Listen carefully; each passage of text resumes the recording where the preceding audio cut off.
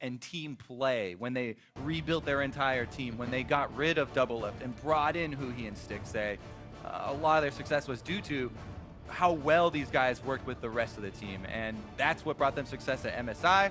They're trying to return to that now, both physically with the jerseys, as well as in-game. In every way possible. It looked like they were having fun. Huhi getting one last yawn out before the competition begins. And we'll see what the bans are. The Swain actually banned out here for Haunter. He's been Aurelia Swain, but they choose that for the worst of the wear. Yeah, 13 straight games, Haunter has played either Swain or Aurelia. Everyone always points out Double Lift. Okay, he's playing Lucian only, but Haunter's only been, he's a two-trick pony, basically, if people are going to try and, you know, tunnel vision on that. But that really just comes down to TSM have a very clear plan for how the game is supposed to be played right now, and there's just that checklist of champions they go down, so there hasn't been much variety, and they haven't had to have much variety because it's so hard to ban any one person on TSM out. They're all so versatile. There it is, though. That's not banning out Bjergsen, but it is Bjergsen's most played champion for this split, stealing away the Azir.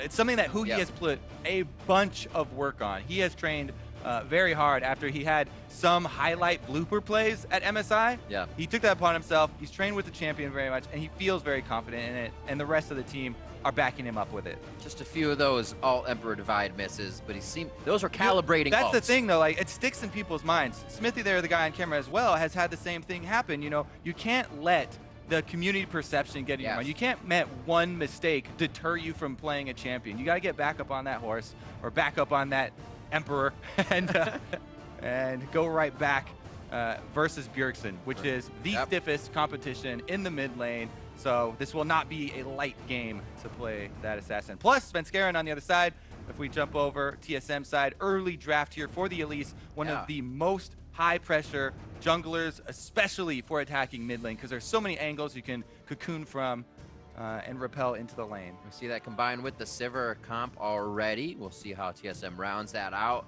The Braum to slow things down. Hopefully that Glacial Fissure disengage the fight. They actually have quite a way to stop TSM from getting in. The LeBlanc and the Bard locked up, though, for TSM. There it is. They talked about it a little bit on the desk. Oh, it's not about Azir and then counter pick Zed to try and 1v1 kill him. Hey, it is. It's LeBlanc. Bjergsen LeBlanc, nonetheless, trying to take that assassin and looking for the kill pressure. If you didn't see that before with the Elise pick, it's so clear now. This is going to be Svenskeren and Bjergsen trying to take down Huhi early on. So he's going to have to play defensively. He's going to have to try and dodge these cocoons. There's a lot of things you can do, mind games with Azir. Incarnation, Jensen was the one displaying it yesterday. I got stuck in the past there actually for a second. But he's displaying some of the mind games, you know, delaying when you're going to go for your dashes, save your flash, things like that. But the point that you brought up earlier, Riv, about the Braum lock-in with the Azir is definitely worth re-mentioning, because the double wall is very, very secure for team fights in the later in the game. However, TSM have the best early game stats of any team in the North American LCS. The fastest game times and the largest early game leads. I think Mark was saying something about Kalista just the other day. If you're to see another one, what would it be? Why not still Kalista? I think that was the way it went. Alframu is going to lock in the Jax for Darshan, but again, you were talking about the 80 carries, and now he goes over to Kalista instead of those main. Yeah, there's so much to talk about in this champion select with CLG, because there's so many very clear trends with them as well as TSM. The Jax for Darshan is undefeated, 5-0 so far in Summer Split. Meanwhile, Stixay, that lack of the new utility 80 carries that we talked about is still there. He's not playing, or they're not getting wins on the Jhin, Ashe, and Sivir. Now he's going back to the Kalista, and this is more reminiscent of stuff that CLG played at MSI, save for trading out a split-pushing top laner, and Darshan used to have the Maokai when they were over in China. On the other side, though, no surprise there. Swain was banned out. The other one we mentioned, Riv, Aurelia locked it for Haunter. He's going to take it up there to try and go toe-to-toe with Darshan. I'm going to love this battle. Also see if TSM does the early jungling with Svenskeren to kind of get Haunter a bit ahead. He wasted TP. There's so much to watch in this early game. And we got Bjergsen on his first LeBlanc of the summer. Bringing that out, something he would bring out almost every game in the past. And they talked about versatility as well for TSM. It's not that they only have the one strategy or they only have the single champion that they're playing. It's up to the other teams to push them off that single strategy and push them off onto different champions. Yeah. Opening up with a blind pick Azir is something that's going to do that. TSM are going to jump on that, try and counter it. They have the early round Elise and capitalize on that with an assassin for Bjergsen. I am excited to get this one underway. This rivalry runs deep. Show off your allegiance on Twitter using the hashtag CLGwin or the hashtag TSMwin. And we'll keep tabs on the fan vote throughout the match. Keep them coming, keep it changing. If you feel like it's swaying and you find love for a different team in this game, it might happen. There's going to be emotions running high. We're almost on the riff. It's CLG versus TSM. We're going to be into a barn burner right quick. Yes, they are. One of my favorite things about the rivalry, when the chants start to meld and change between CLM, TSG. The thing about this rivalry is, yes, we say it every time, it is the oldest League of Legends rivalry. Two of the first teams ever created, and both of them have had success for very long periods of time, ups and downs. But it's all about how every single new player that's been brought onto these teams, none of them have any of the remaining original players left, but the new players, each one that joins this team, when they put on that jersey, they put just as much passion into the rivalry as the last player. 30 seconds until minions. Filling big shoes as you step onto either one of these teams. In the beginning, created as friends apart, then CLG, Hotshot, and TSM Reginald step back, say, I'm going to make a team that can beat your team. And we still have that till today. It's like an anime almost, and they're still in the 5th season of the anime now. Except we get the answer to the episode now instead of 7 episodes later. All right, well, Biofrost there on your screen getting the deep words in answer to CLGs. This is something that CLG do so often. Deep words, looking for the lane swap, trying to get information early on. Biofrost, though, that guy, he's the newest member to don one of the jerseys in this rivalry. And man, has it fit him like a glove, working so well with Double Lift and having one of the best rookie seasons we've seen in a long time. Little love tap to start things off. Very nicely done. Yep, neither of them getting their Thunderlords proc, though. That is the biggest difference in the early stages. Here comes Aframu. Early attention mid, we thought that would be the case, and true to form. CLG just trying to make a showing of strength here. Yes, we are behind Huhi. We've got his back. Ooh. The answer. No exchanges, everyone just acknowledging support presence in lane. I wonder how they're going to play this as well, because we always see who he want to push up, push up. If that's something they can just time and say his wave's going up, he's going to want to just get one extra one. They can start attacking that. Already trying to make it hard for him so he can't even push up here. Yeah, the thing about lane swaps, though, is that it does make it so predictable what side the enemy team is going to come from. And both of these mid laners did a good job. Back off to your stronger side. There it is, our first Thunderlords proc. They both get to trade it, though. And the trade goes actually fairly even. Yeah. I like that for Huhi even, because you get the passive out. You don't have to wonder about the next attack if Bjergsen goes low. Yeah. If we check in on how the lane swaps are going, outside of the trading in mid lane, it's all about the neutral camp focus. The slight lead here for Smithy on the Nidalee is faster than Elise, so not due to any really misplays there from Svenskeren. Just champion difference. Smithy actually, you would expect some difference here with Nidalee getting ahead a bit quicker, but he's actually 2 camps or 1 camp and a half, so doing a good job executing even after the nerfs to Nidalee. Makes another pass towards mid, but these are just yeah, adding the pressure. You don't have the most crowd control to take down Bjergsen. Stealing the small ones is a big deal to me, actually. People always are like, oh, counter jungler's all about the large monster, and yes, it still is, but there have been slight increases to the value over the past couple seasons in the mid-season changes, or the preseason changes to more value on the small ones. It is definitely very worth for Huhi to steal away the small chickens, and he opts there even to get the Thunderlord's last hit rather than getting that last hit on the minion right next to him. Focusing on champion health. Going toe-to-toe with Bjergsen is actually working out, staying up there in health. Both of them out of potions and close in CS. See where this roam takes Biofrost. He's good, just picking up more chimes. making sure he's getting more meeps and to be that much more aggressive. Never heard so many screams and woos for a missed level 4 Nidalee spear. We LCK now. People are so excited. We're just ready to jump on it. No blood yet. Lane swaps working out so far for CLG, and Smithy gets to make another pass because of his early tempo lead on Svenskeren, but a very leading spear. Darshan gets a stun though! Back and forth, Haunter, he has some time to dance this one out, but it looks like it's going to be a first blood. Haunter valiantly doing as much damage before he goes down, and it's going to be Darshan to finish this one off. Haunter almost 2v1ing. Smithy making the pass here all the way through mid lane, got off to such a quick start on the Nidalee.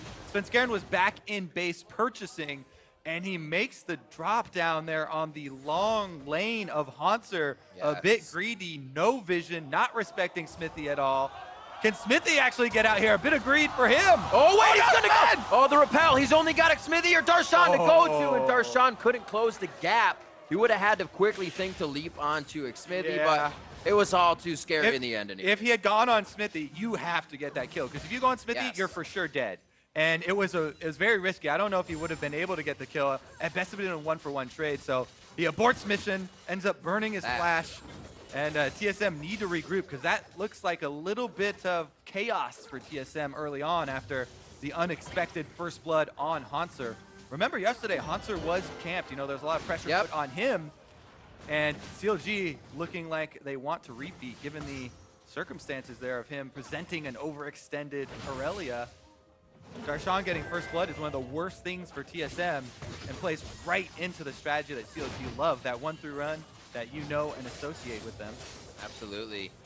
Pushed up a bit too far. If they can start breaking this, maybe get the Herald over to Darshan and make that split even more effective. But now we trade the second tiers. This is where a lot of teams will fall behind with TSM. Don't choose something right away and lose their turret without any gain. It looks like CLG should be able to trade evenly here. Yep. Looks like they're doing a decent job of getting CS for the top laners as well. Aurelia does have an easier time of trying to CS under here. Svenskeren actually heading over, trying to help and allow Haunter some room to go in for those CS, but same thing for Smithy. And I have to say, yes, it's easier for Nidalee to move across the map than other junglers, and she has a quicker clear speed, but Smithy is playing this early game very intelligently.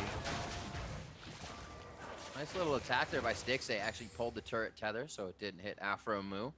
Mid laners come back both with that Negatron cloak and refillable potions on the buy. The discrepancy is one more ring to actually the ability tome inside of Bjergsen. So they definitely know they're going to be taking damage while they're farming away.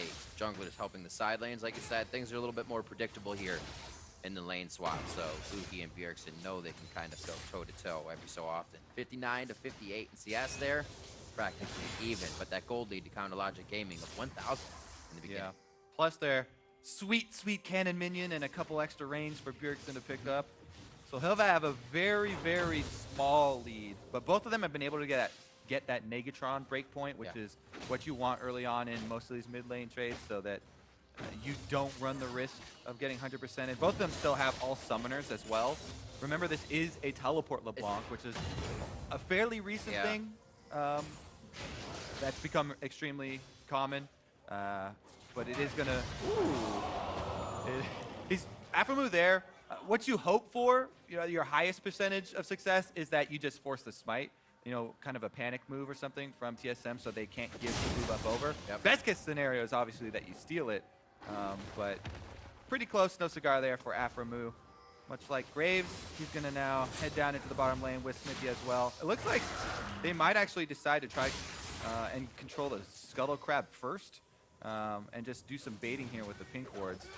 Usually you see TSM doing this first. They're the ones to get that second bottom tier, then they'll be going back for the dragon. None of that has happened, so it seems now both teams could meet here. Teleport up for Darshan as he makes his way back to the top lane, and the Scuttle battle goes to Svenskeren. A little bit of a smite. Oh, Hui! Emperor's Divide, one turret shot for Bjergsen. He's got to figure out which is the right one, and first? he has chosen correctly. They're going to get the lockdown, custom blows to hit. Bjergsen gets away with 2 passive shots left. It's now into Aphromu, and they quickly make a turn. CLG's forced to retreat. 1 kill for TSM. Oh, who hits team first? The first team is CLG, and Afromu makes a great play. However, the entire TSM team come and turn it around. Double F pops, the Sivir ultimate, speed boost arrives, and they punish Afromu. Oh! Uh-oh, can Smithy get in there? He's got flashed! Whoa! It might have been his death when he went in there and traded again for a 1-for-1, but I say you go for that, sucker, because Double F's low on mana, but he doesn't want to go into it. A little bit wary of the fog of war his here. slalom through the minions here saves his life. Yeah, so look at this too. At this point, if you look at the mini-map, Smithy's with the other 3. If they all move up now, then they would have got there in time, but Smithy jumped onto the red buff. He was just a hair behind, and he makes the decision to stay. So actually, if you look at it, yes, TSM, they did have the Sivir speed boost to get there a little bit sooner, but CLG, if they had immediately communicated that skirmish, if Huhi was like, this guy's fighting me, come now, and all 3 of them immediately reacted, they might have been able to at least save Afromu and maybe even convert that kill. But that was a split second right there that determined a lot for the mid lane. All of TSM immediately pop the speed and get up there. And that's what we were looking for Huhi as well. Is he going to be hitting those ults in mid lane, especially on the LeBlanc? He hit it. Very, very hard to lock down. Capitalizes, but unfortunately Bjergsen just finds his way out of the fight. Haunter looking for aggression here on the death of that minion, has the blade surge back. He's just playing the kind of harass game, making sure Darshan has a tough time. Ooh, spear, that one hit. I love the spear love going on right now. Yeah, I know, right? Nidalee is one of those champions that always carries a lot of risk. And so many people have played with the old full AP Nidalees that anytime you see a spear flying, you just have that reaction that's been built into you of death is coming.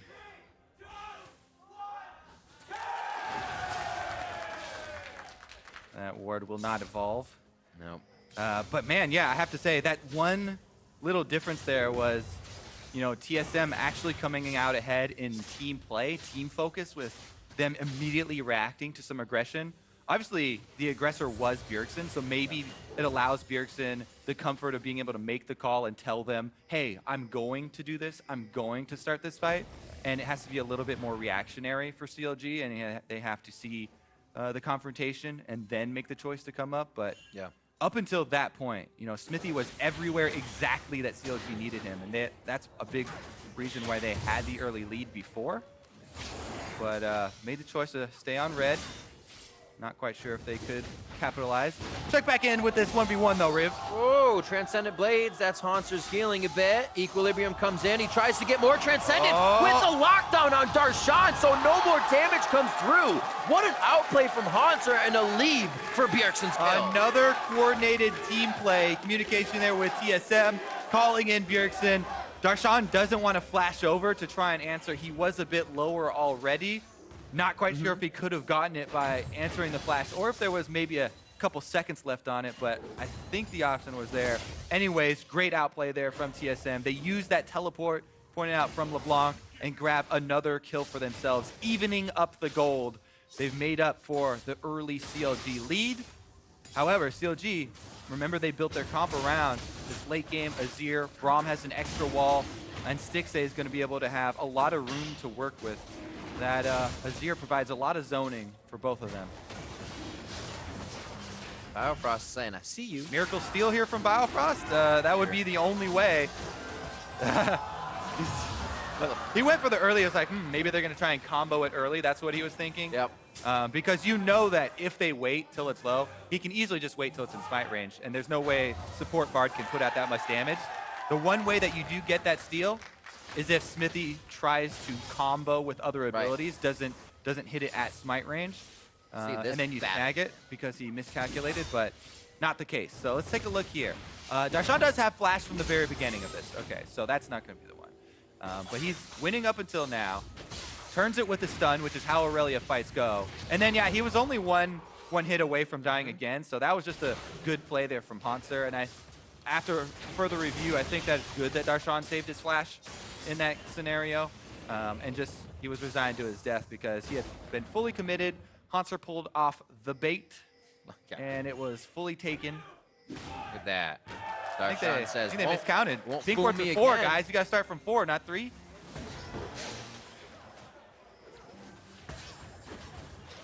Oh, Red buff Smithy should fight. have it.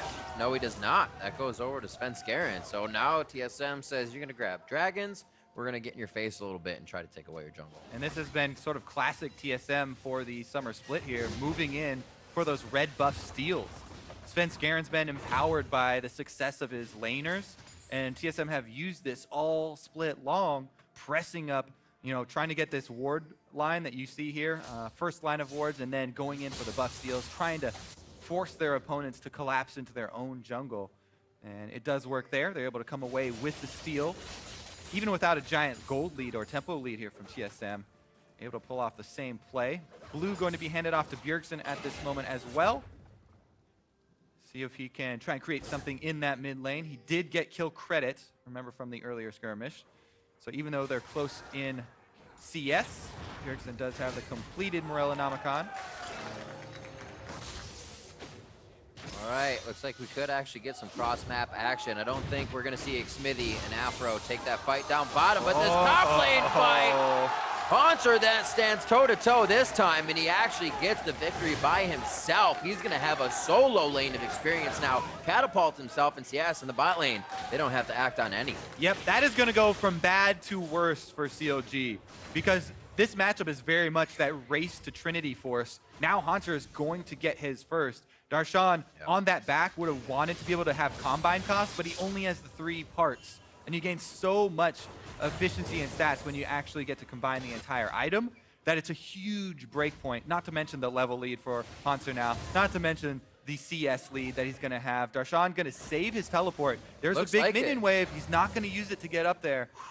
We'll see if that teleport actually means the difference in a play down the line.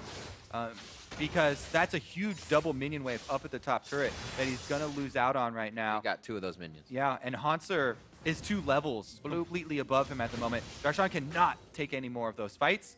They need to have extra backup for him. He can't stand alone. At least he got his fully combined Trinity Force, you know. He waited in there while dead, was able to get the combine cost. So things are not as dire as they seem. There isn't a huge item lead. It's just the extra corruption potion, which definitely will help Haunter out in those trades. Have we seen him try and get low to get his stun off, then use your potion charges to heal you back up and get the extra damage as well. Seems like it was almost trying to draw Buhi's ultimate. Biofrost in a bad spot. Tempered Fate's there. Flashes away and hits Xmithy on the journey. He may be able to get out. He will get out as he makes it to the minion line, but we're not done yet. It's Stixay. He has the ultimate. Fates could be brought back if they need to save that for a move or to disengage this one. Glacial Fisher goes out and spreads Svenskeren and the rest of the team. Stixay charging forward, but it doesn't look like he'll be able to match the damage necessary. Bjergsen looking for the double. Mimic goes out and Stixay gets a Q ×2. Almost goes down to that. Looks like CLG will have to retreat. Another quick collapse from TSM. And CLG, even though they got the jump over there, Biofrost with a magical escape over with the Bard. Barely goes down, but... And they're able to get the Raptor kill on top of that to add insult to injury here.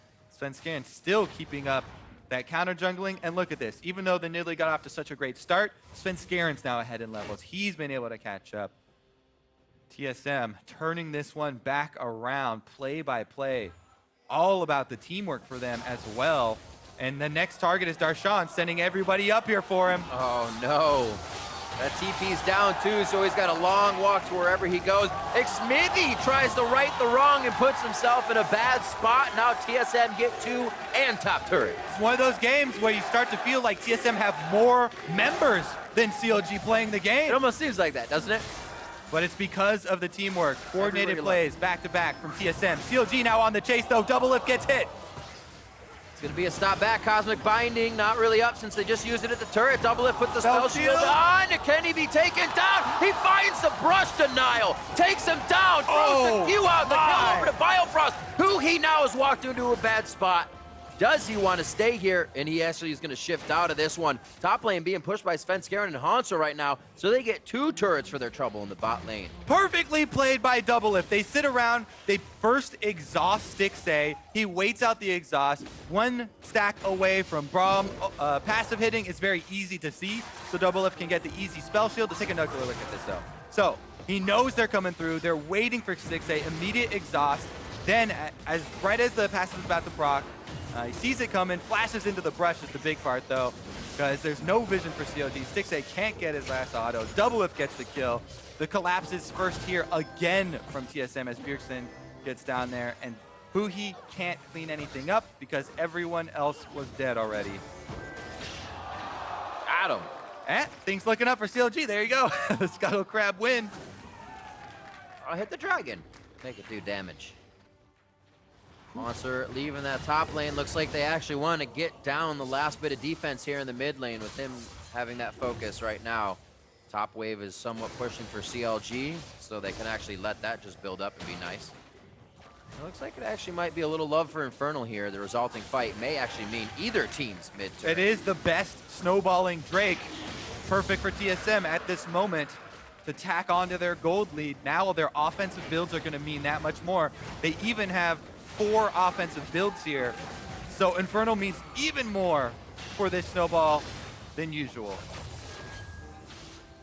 Sundisk put up. Obviously TSM's going to have to go all the way around the outside, and Counterlogic Gaming making TSM march to the beat of their drum now. Push mid lane and kind of dictate that. Yes, Infernal did go to TSM, but they lost quite a bit of structure damage there. Yep, CLG still fighting here. They're not going to give away the Drake for free.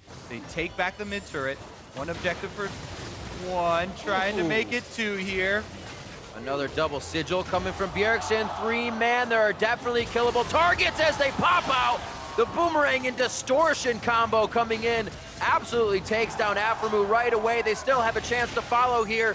Stixay using his blades, gonna get a little bit more room as Smithy gets caught up in the end as the caboose to the fight. And TSM lose no members, gaining 4 as CLGs and kills 11-1. And they're turning towards the Baron. Yep, CLG were in desperation mode. They're trying to get back into this game with a strong push down mid. Really quick collapse from TSM though. They're able to chase them out. I don't know if they can finish this Baron, but Hanser is elected to tank it, and they do have the rest of the damage. That will be Baron on top of the Infernal Drake, on top of the gold lead, and TSM making a statement in game number 1, keeping up with those early game numbers. A lot of 20-minute Barons for TSM, whether they're attempting it or winning it off of huge team fights to give them way more control than they need on the map. Yep, the stats don't lie, Riv. TSM coming into this match have an 80% Baron and Drake control rate for those giant objectives. That ult. Ridiculous. And there it is, the follow-up from TSM. Silver speed boost means they get to chase you down as well. Huhi tries to ult the wall early to dissuade them from following, but it's not going to work. Sven point blank flash cocoon there. And the cleanup is complete for TSM. 22 minutes in, Baron push down mid. Putting much too much security and having just that 1 turret behind them, and then giving too much room to TSM. You have a whole lane to be chased down still. It's so hard to fight against TSM right now. Oh my word, even with that cloak, getting crushed. They talked about it so often. Reggie said they haven't even taken a vacation. You know, it's all about the hard work for TSM members. They practice every single day. Bringing back MSI memes. This is what could have happened if you didn't take a vacation. It's been mostly cheers. Now we get a groan. Yeah. It's a little. It's an old one. It's an old meme, and it's a European-based one as well. Out. So TSM though with so much control right now. It's what we've come to expect from them in Summer Split. Kills across the board. The only death here to Hanser. He's on the board clearing mission. Yeah, I was just gonna let that one go. Got his eyes on the prize here. Still able to hit Aphromoo for pretty good damage. And looks like they're just going to slowly walk out of this one. They have Doublelift up top, Hanser pushing the bot lane. They're really just looking to see if they can get any major summoners or spells out of CLG. in defense, but it looks like they're actually going to take this one as is. Oh. Do they really want Huhi? That's on the hunt. He throws down Emperor's Divide, but everything goes right around it, the wall. Man. It does nothing, just like the goggles. Biofrost caught him right on the coattails there, barely snagging it. That earns them the mid turret as well, though. TSM just skipping ahead to end game now, 24 minutes in. Baron push on the inhibitor turret. Slowly Baron's up minions for another 50 seconds. A 1 minute push with 18 seconds onto Huhi means they really don't have too much to defend here. Darshan can't just jump into a pile of 5. They have to disperse TSM somehow. And TSM will do that on their own, walking out slowly after taking the bottom inhibitor. Now 10,000 gold in the lead, 25 minutes in. I have to say, it is going to be hard for TSM to not go into playoffs being overconfident if they keep playing like this. It's not just that they're undefeated. It's that way that they dismantle their opponents in the game. If you have to actually look at the play, so complete is the victory. CLG right now trying to recover. They're going into that farm for late mode. They have a Zir to rely upon. They have a Jax that they need to get to his next breakpoint because a full item pretty much lead for Hanser. +2 levels means that there's no way Darshan can stack up against him. Right now what you have to do is split push the opposite lane from Aurelia. But there's Bjergsen. He's in the opposite lane, and you get sniped. Wow. Morello Namakan into that Abyssal Scepter and quickly into a Void Staff. 3-item LeBlanc. It looks like it's riding a bike for Bjergsen on the LB. First time of the summer, and it's just like it was before. Same as it ever was. 25 just over on the clock, as it could be the second inhibitor turret going down. Chronologic Gaming putting quite a bit of resources here to get each wave cleared. They really have Huhi to help on that. Stixxay can do what he can from the back, but he's got to get into a dangerous spot to help that wave get away. Yep, TSM knocking at the doors from all sides. Bottom inhibitor already down, so they've got the extra pressure. Now there's a Mountain Drake coming up, but they don't really need that one to end the game. They're so far ahead right now. They'd probably just rather another Infernal. Oh, they're going for the 1v1. Too bad. 2v1. Still almost got him. It feels so good when you can do that as any champion in the game. And right now, Hanser feels unstoppable. Darshan getting taken down by Bjergsen. Darshan just came back up. We saw him go down at red. He can almost provide nothing for the team here as he's been focused. After he got the first kill, we saw that happen onto Hanser. And TSM just said, nope, not again. We won't be fooled. We're taking the rest of the map in the next 20 minutes. And it seems like they've done so. 15-1. Possibly losing another here, 16-2 now as they also pick up one in the Retribution kill. The Nexus is the next thing to go down, and that's in the eyes of Team Solomid. A sub 30-minute game to start off the rivalry in this best of 3, and TSM take down CLG in game 1.